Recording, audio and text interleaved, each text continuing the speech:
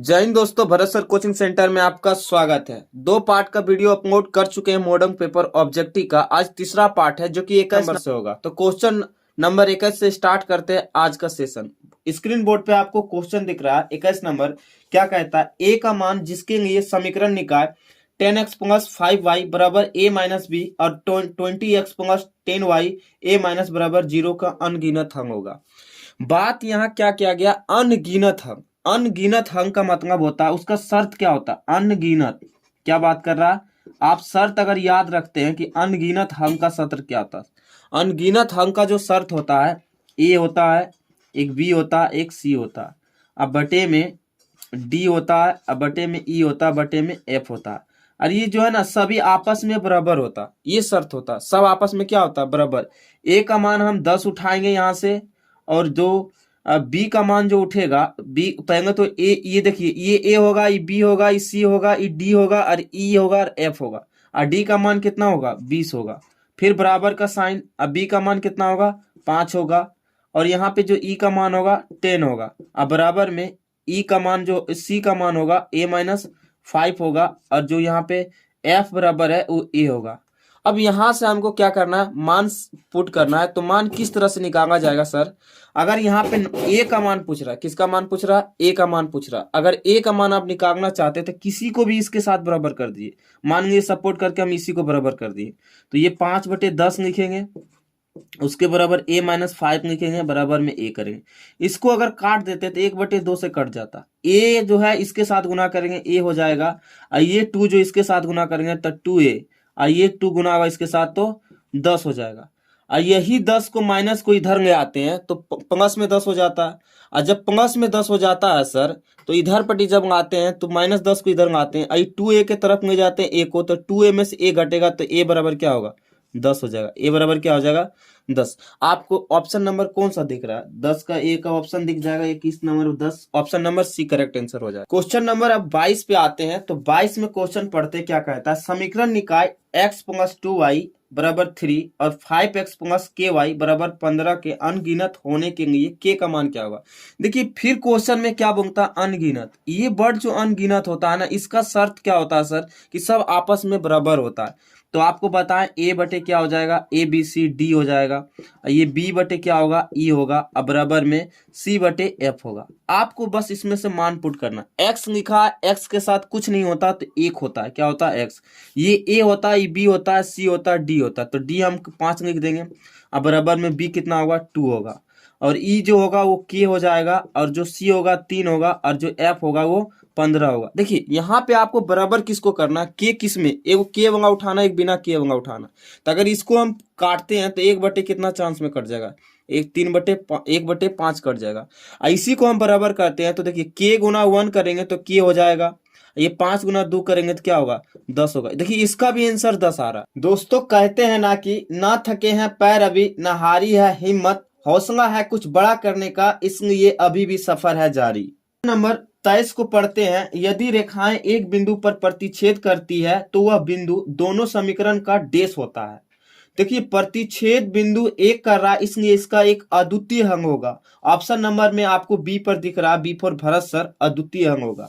Question number 24 पे आते हैं। 24 नंबर क्वेश्चन क्या कहता है? ध्यान दीजिएगा सर, कि निम्नलिखित समीकरण का x प्लस 2 और 3x माइनस 1 का 0 अंग समुच्च होगा। समीकरण वो क्या दिया है? x प्लस 2, और दूसरा समीकरण दिया है 3x माइनस 1, और ये बराबर क्या दिया? 0। तो उसमें कुछ करना थोड़े ना है सर, सब चीज तो दे दिया। x प्लस 2 बराबर एक बार 0 रखते हैं, और एगो 3x माइनस 1 बराबर क्या रखते हैं? 0 रखते हैं। तो x बराबर ये जो प्लस में 2 है 0 के तरफ जाएगा तो ये माइनस में हो जाएगा, और अगर 3x माइनस 1 इधर या 1 माइनस है तो उधर जाएगा तो प्लस में हो जाएगा, और 3x बराबर 1 तो x बराबर करेंगे 1/3। तो मेरा जो आंसर होगा -2 और 1/3। ऑप्शन नंबर कौन सा दिख रहा है? आपको ध्यान दीजिए, आप खोजिए, वही होगा answer, B for Bharat sir. Question number 25 screen board पे दिख रहा है। निम्नलिखित में समुच्चों में से किसमें द्विघात समीकरण x² माइनस 5 बराबर 0 के मूल होंगे? तो देखिए मूल जो दिया है ना, x² माइनस 5 बराबर क्या दिया? 0। जब हम एक्स स्क्वायर बराबर ये -5 को अगर उधर ले जाएंगे तो प्लस में 5 होगा, इसलिए एक्स बराबर जब निकालेंगे तो ये स्क्वायर इसके अंदर रूट में चला जाएगा। अच्छा एक चीज बताइए, ये रूट में तो कैसी संख्या होगी, ये कैसी संख्या होगी, जब भी रूट में रहे तो वो संख्या कैसी होती है, अपरिमेय होती है। किससे होती है, वो अपरिमेय होती है। तो देख लीजिए ऑप्शन में कौन सा अपरिमेय, ऑप्शन पूर्णांक परिमेय, ऑप्शन नंबर सी आपका करेक्ट आंसर हो जाएगा, अपरिमेय संख्या है। क्वेश्चन नंबर 26 को पढ़िए कि द्विघात समीकरण a x square plus b x plus c बराबर 0 के मूल वास्तविक समान होंगे।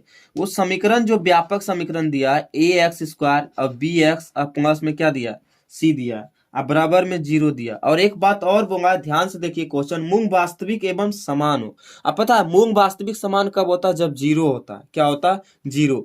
यानी कि वो सीधे कहा कि डी बराबर जो होगा बी स्क्वायर माइनस 4ac, क्या होगा 4। आई जो इसका जो मान निकलेगा ना सर, वो d का मान 0 दे दिया। कितना दे दिया, तो बी स्क्वायर माइनस 4ac बराबर क्या दिया, ये 0 दे दिया।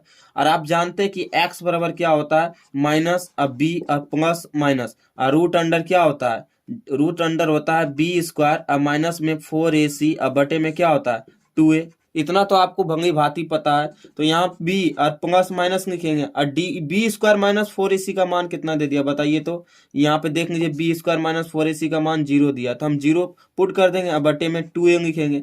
अच्छा एक चीज बताइए, ये माइनस बी लिखेंगे, ये प्लस माइनस है, ये क्या है देखिएगा ध्यान से आप, ये प्लस माइनस है, प्लस माइनस है, यहाँ पे 0 है, तो इधर वाला से जो पोर्शन इतना तो खत्म हो जाएगा ना, ये जो पोर्शन है ये तो पूरा खत्म हो गया, तो माइनस बी बचा, अब बच्चे में क्या बचा 2a। यही आपका आंसर भी हो जाएगा। आपका ऑप्शन नंबर किस पे दिख रहा है, ऑप्शन नंबर सी आपका करेक्ट आंसर हो जाएगा। क्वेश्चन नंबर 27 को अगर पढ़ते हैं तो द्विघात समीकरण a x square plus b x plus c बराबर 0 मूल बराबर होगा। जैसे आपको मूल बराबर बोला तो इसका मतलब वो सीधे कहा है, बाबू सुगा नूनू ध्यान से सुनिएगा, कि बी स्क्वायर माइनस 4ac बराबर मूल 0 दे दिया। और जब 0 दिया है तो बी स्क्वायर बराबर हम माइनस 4ac को इधर ले जाएंगे बराबर में, यानी इजकम टू में, तो प्लस में 4ac हो जाएगा। और ऑप्शन नंबर डी पर देखिए, डी फॉर डॉग, यानी डी फोर पर देखिएगा तो डी पर ऑप्शन दे रहा है ना, बी स्क्वायर माइनस 4ac, तो आंसर 27 का क्या हो जाएगा, डी। क्वेश्चन नंबर 28 पे ध्यान दीजिएगा, स्क्रीन बोर्ड पे क्या कहता है कि यदि द्विघात समीकरण a x square plus b x plus c बराबर 0 हो, क्या बोलता है, ए एक्स स्क्वायर प्लस में बी एक्स प्लस में सी बराबर 0 हो, तो ये जो दिया है ना कि बी स्क्वायर लेस देन, क्या बोला, लेस देन 4ac से छोटा है। अब एक चीज बताइए, अगर बी स्क्वायर माइनस 4ac बराबर 0 होता है ना, तो वास्तविक और समान होता, वास्तविक और समान होता है। यही बी स्क्वायर माइनस 4ac बराबर अगर 1 होता है, यानी कि 0 से बड़ा होता है, तो मूल वास्तविक तो होता है बट असमान होता है। लेकिन अगर माइनस में आ जाए, 0 से भी छोटा आ जाए, तो वास्तविक होगा ही नहीं। तो ऑप्शन नंबर देखिए, 4ac से छोटा बी स्क्वायर होना चाहिए, यानी कि 4ac से छोटा बी होना चाहिए, तो वो किसका ऑप्शन नंबर वास्तविक नहीं है, तो ऑप्शन नंबर सी करेक्ट हो जाएगा। इसका ऑप्शन सी हो जाएगा कि वास्तविक नहीं है। और जब क्वेश्चन नंबर आप 29 पर देखते हैं तो 29 क्वेश्चन नंबर क्या कह रहा है देखिएगा ध्यान से, बोल रहा कि समांतर श्रेणी 10, क्या बोल रहा है 10 7 उसके बाद 4 डॉट डॉट डॉट का कह रहा है तीसवा पद क्या होगा। तो एक चीज बताइए, तीसवा पद, ये समांतर श्रेणी एपी का क्वेश्चन, तो ये जो पहला पद होता है ए बराबर 10 हो गया। आपको डी यानी कि सर्वांतर निकालना था, दूसरा पद माइनस पहला, देखिए पहला पद ये होता है, दूसरा पद ये, तीसरा पद ये, तो दूसरा पद माइनस पहला, तो दूसरा पद 7 और पहला पद -10, और इसको जब घटाएंगे तो कितना होगा -3, तो डी का मान क्या होगा -3। और जिसमें वहां लगा रहे हैं ना, वहां वो होता है ये एन होता है, तो एन का मान 30 दे दिया। आपको पूछ रहा कि कौन सा पद होगा, तो टी एन का सूत्र अगर आप जानते होंगे तो ए प्लस n-1 इंटू क्या लिखा था डी, ये सूत्र होता है। आपको याद रखना होगा, ये सूत्र हमेशा याद रहना चाहिए, ये सूत्र होता। और ए का मान 10 दे दिया, एन का मान कितना दिया देखिए 30, तो यहाँ पे 30 लिखेंगे -1, और डी का मान कितना आया -3 आया। जब इतना आप हल करिएगा तो हल करने के बाद ए और 30 में से ए गया तो कितना बचेगा 29 गुना कितना करेगा -3। आपको गुना आता होगा तो इसको फटाफट कीजिए, 9 27 हो गया और 3 दूनी 6 हो गया, तो 9 27 के साथ सॉरी हमको क्या कीजिएगा, गुना नहीं आता सर हमको। 9 27 के 7 हो गया, और 3 दूनी 6, और 6 दो कितना होता है, 8 होता है। और ये प्लस और माइनस गुना करेंगे तो ये माइनस होगा, और जब 87 में 10 घटेगा तो माइनस कितना होगा, 77। तो -77 आपका करेक्ट आंसर हो जाएगा। ऑप्शन नंबर आप देख लीजिए, B for Bharat sir. B आए तो छोड़िए मत।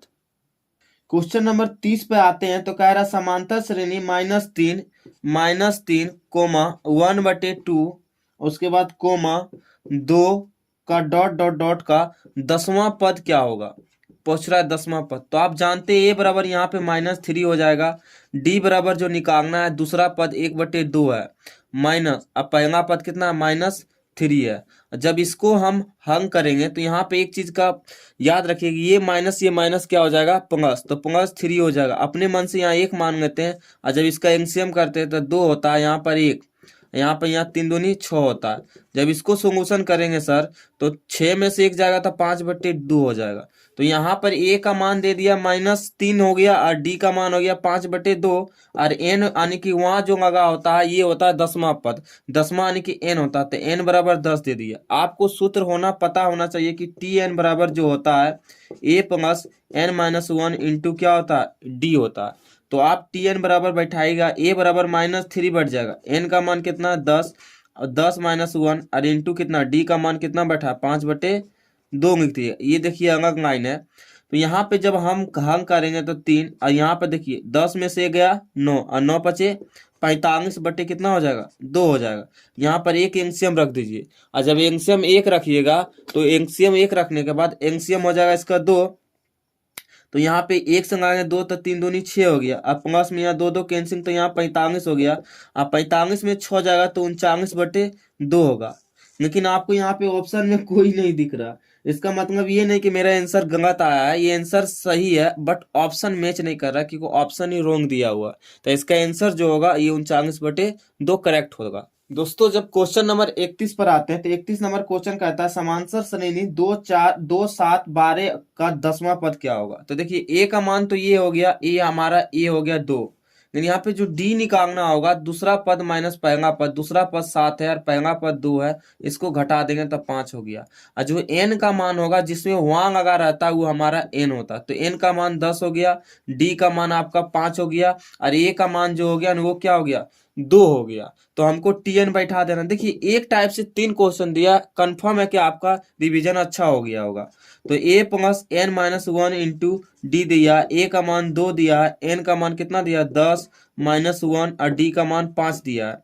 यहाँ पे लिखेंगे 2 और 10 में से एक जगह 9 और 9 बचे 45, अब 45 से 2 जोड़ देंगे तो कितना होगा 47। आपका करेक्ट ऑप्शन हो जाएगा, ऑप्शन नंबर सी आपका राइट है, करेक्ट ऑप्शन सी हो जाएगा। ठीक दोस्तों 32 नंबर क्वेश्चन पे जब आते हैं तो त्रिभुज ए बी सी में डी ई बी सी समांतर है, जबकि ए डी बटे डी बी कितना दे दिया 5/3।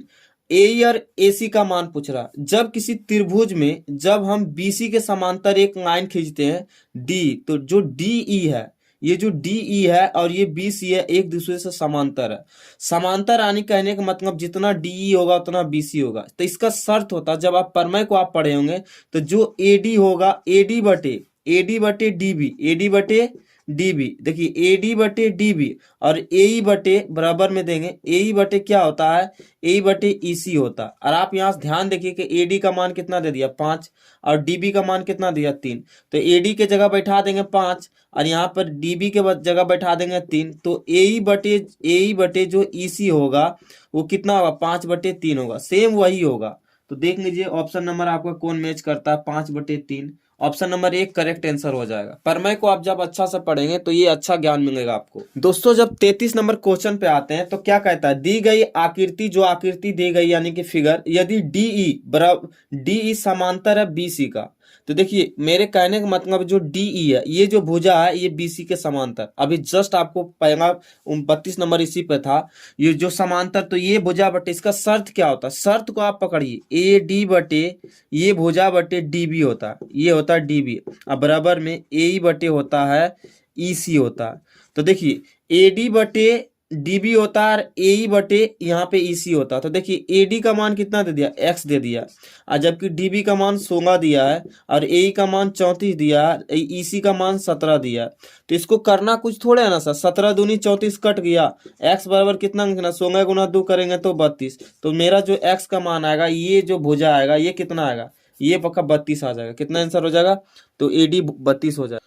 दोस्तों 34 नंबर क्वेश्चन पे आता है कि दो समरूप त्रिभुज ए बी सी और डी ई एफ, इनके क्षेत्रफल का अनुपात निम्नलिखित में कौन सा होगा। तो देखिए हम दो त्रिभुज बनाए, एक त्रिभुज ए बी सी बनाए और दूसरा डी ई एफ बनाए, दो त्रिभुज यहाँ पे बना दिए। ये शर्त होता है जब आप प्रमेय पढ़ेंगे तो त्रिभुज ए बी सी का क्षेत्रफल यानी कि इसका क्षेत्रफल और त्रिभुज डी एफ का क्षेत्रफल यानी इसका एरिया, यानी कि त्रिभुज ए बी सी का एरिया और त्रिभुज डी ई एफ का एरिया, दोनों का एरिया बराबर होता है ए बी का स्क्वायर यानी ये भुजा का स्क्वायर ये भुजा का स्क्वायर। तो ए बी देखिए ए बी का स्क्वायर कर दिए और डी का स्क्वायर कर दिए, फिर बी सी का स्क्वायर और ई एफ का स्क्वायर कर दिए, फिर ए सी का स्क्वायर और डी एफ का स्क्वायर करिए। तीनों शर्त लिख दिए, आपको मैच करना कि कौन सा ऑप्शन सही है। तो पहला ऑप्शन में क्या कहता है कि ए बी बटे डी, तो ये तो ऑप्शन होगा नहीं।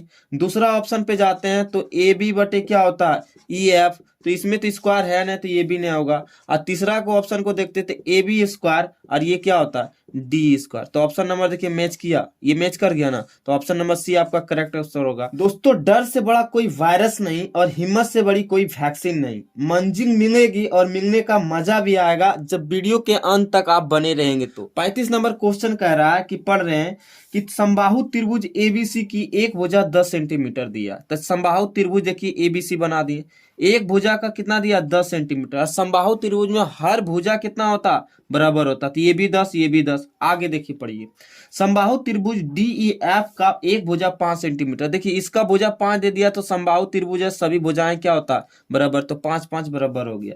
अब कहता है कि त्रिभुज एबीसी का क्षेत्रफल और त्रिभुज डीईएफ का क्षेत्रफल का अनुपात क्या होगा। तो देखिए त्रिभुज एबीसी का क्षेत्रफल लिख दिए और त्रिभुज डीईएफ का क्षेत्रफल लिख दिए। और समबाहु त्रिभुज का क्षेत्रफल होता है √3